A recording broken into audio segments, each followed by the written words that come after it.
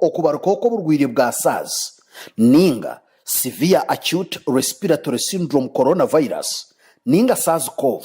ninga SARS-CoV-1 rero waza kukijuka ngo rukari yizoba nkeri 2016 by'okwezi kwa 11 2022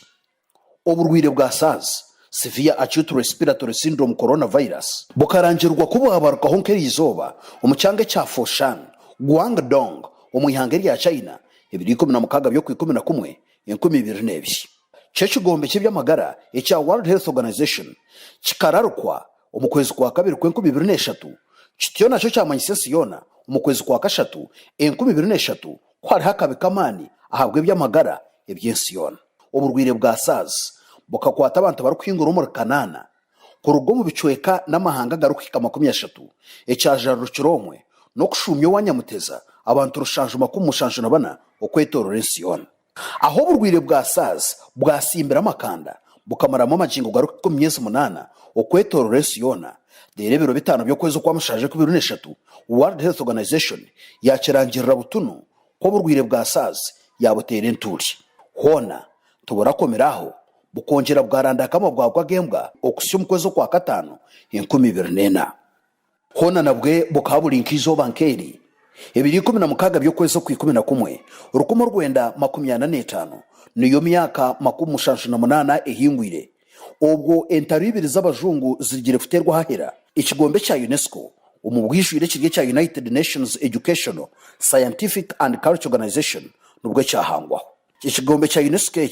kikahangwaho ne kigenderwa cyo kurebuka ngo utabaho embera eyo mahanga obutarwana cyonka kureka habaho enkwatansa irareteho obusinge bw'oburamasi umubyo bwegese ibya science ibyo buhangwa hamwe n'eby'emikono ubwo barukushitama no kubaga constitution umurembo rwa London urukumo rwenda 25 eyatarukire kutebwa mu nkora urukumo rwenda 26 ikigombe cya UNESCO bwa nyuma yo kwangwaho izo bankeri kikagira ngo nikiza gukora uburyo nemosho okurangu ebyo bwenge byona ebyengesho n'inyetwaza nungi eyo buntu barukorabira omukwetegerezana kwa mahanga barukorabira omumpanura yenganda zitari zimwe na zimwe zeginsi zakwatanisa kureta obusingi ubwo buramazi hatariho kugushora enshonga zone z'obutikirizana barukoso mudumu gwe munda hona kandi nabwe omurebe witu wa Sky Television rikari nkeri izoba 2016 by'okwezi kwa 11 2022 umwaka guhwire obu ekitongole cya United States of America icyo byahiguru hamwe no mumanya